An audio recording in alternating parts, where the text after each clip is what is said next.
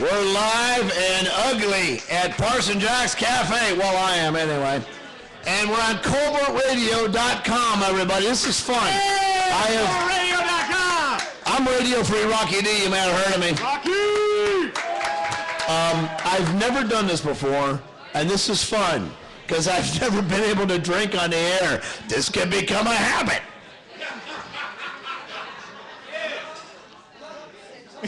Matter of fact, that's about almost done. I'll let you continue. I'm not going to interrupt the process, sir. Next to me, he does a show on 94.3, a station that thinks that they don't need a live local guy on the home in the afternoon because they think you don't notice a difference, but they like him. They let him do a show. His name is Joseph Kurt. Joe! Thank you very much. Thank you, Rocky. Thank you for having me out. It's a real pleasure to do this with you. This is great. This is great. It's fantastic. Now, when you're on the air, you tape your show, right? I do. I record my show, typically on Thursdays, and then I put it into the programming, and then it airs on Saturdays. So I'm on Facebook and Twitter and listening to my own show, which means that my ego has started to eat itself. It's so big.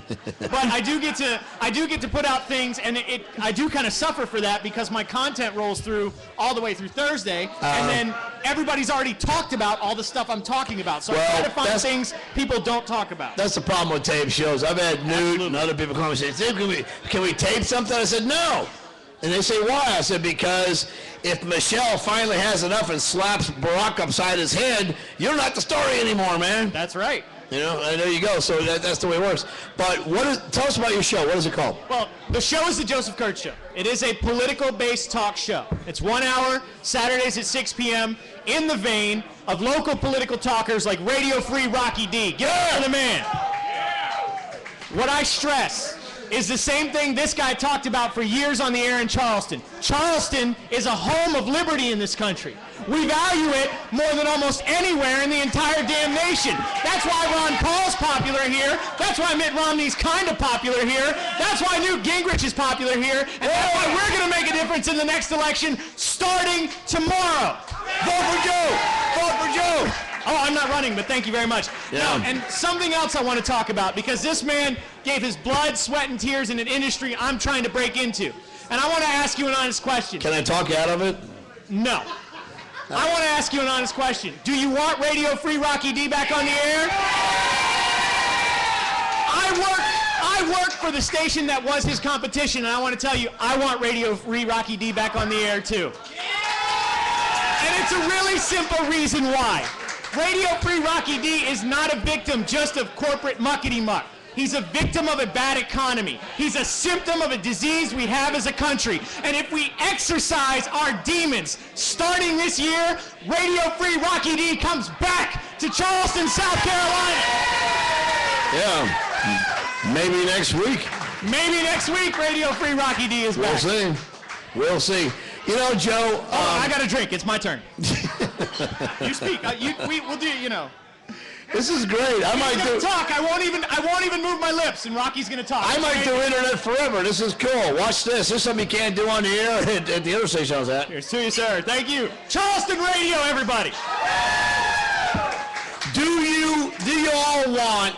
you want local access on the radio? You want local people on? Yeah. Of course you do. The corporate muckamucks think you don't. They think you won't notice the difference. I don't know how to put it to you, but they disrespect you so much. And I've never done that. People who disagree, I'll tell you something. The station I used to work at, which heretofore is unnamed because of, lawsuit, all that. The station that shall not be named. Right, yeah. They've gone to the point now where if you call there and ask about me, they say, it wasn't our idea. Kind of like John King. They're kind of shuffling off the responsibility at the last minute. Do you know, when I took my stuff out of the studio, it took me a pickup truck and a pull trailer to get my stuff out of there. A business you helped build, sir. Well, at one point, the guy said to me, he goes, because I was like, we were talking about severance pay, which I can't talk about right now, but... You got paid? I'm still getting paid. You got to tell me how to work that out, yeah. Yeah, well, remember, does anybody here want to get into radio? Yeah! Okay. The important thing to know, Rodney, About 10 seconds a night. in radio, the most important thing to remember is load the heavy stuff in the front of the U-Haul. Amen, man. Amen. The guy said to me, one of the main guys that was there at the time said, when I was leaving on the last day, he goes, "You're not going to trash the studio, are you?" I said, "Dude, I built this place. Yeah. You really need, and you know what? I carried the table in." If you take all the stuff you helped move in, you would be trashing the place, though, because there would be nothing left. I've seen Yeah. Cumulus Studios, man. I asked for an internship there.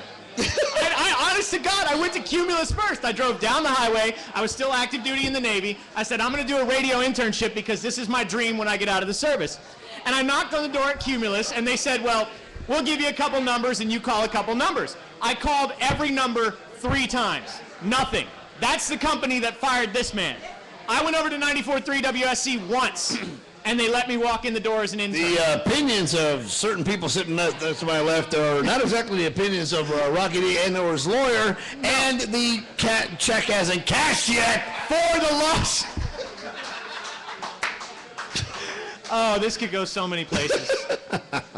You know what? Yeah. Since I want to be invited back, I'm not going to say anything else. Well, For the moment. We'll Look. say something else here in a minute. corporate radio people believe that you don't need local people. Look, some of the most adamant people have showed up at the studio I used to work at and complained and yelled, and from what I'm hearing, one person got nasty in the studio, in the lobby. They are people who disagree with me, don't like my show, hate me, all this other kind, but they realize once a local person's, they got nobody to talk to.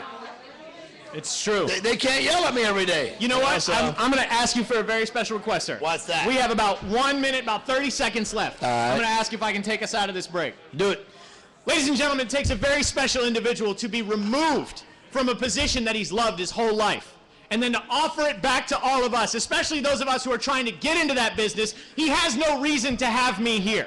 He has no reason to have his competition here. He has no reason to team up with anybody else. If you want Charleston Radio to be Charleston Radio, you email this station that shall not be named, and you tell them you want Radio Free Rocky D back, because I'll be his competition, and I want Radio Free Rocky D back because it makes all of radio better. Give it up for Radio Free Rocky D!